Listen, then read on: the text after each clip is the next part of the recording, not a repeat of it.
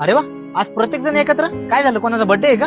Birthday नाही रे, साधे इलेक्शनचा time चालू आहे ना, त्यामुळे थांबलोय आम्ही. आणि हा माया बरं झालं आलास. काही वेळात नगरसेवकच येणार आता. मी काय म्हणतो भावांनो, कचकाटून पैसे घ्यायचे, आज टाइम आहे. मी काय म्हणतो, आपण त्याला बोलू, कुठेतरी फिरायला जाऊ, एकदम भारी ट्रिप काढू, मस्त एन्जॉय करू. हा यार, यावेळेस आपल्याला फक्त आपला फायदा करून घ्यायचा. वा, खरंच खूप भारी वाटलं तुमचं म्हणणं ऐकून. पण मी काय म्हणतो, बरं झालं ना आज ते महापुरुष किंवा महामानव नाहीयेत ज्यांनी ह्या देशासाठी, लोकांच्या हेतूसाठी स्वतःच्या जीवाचं बलिदान दिलं. ए माया, नेमकं काय बोलायचंय तुला? अरे लाजा वाटायला पाहिजे.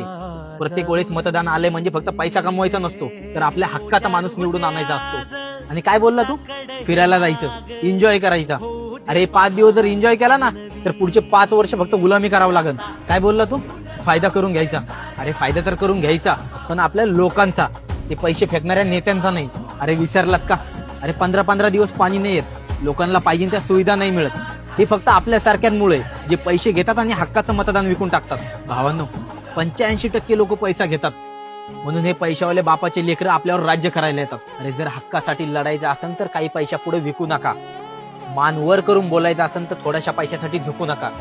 लढाई लढू मातीसाठी र गड्या, मनगटाचं जोर लावू.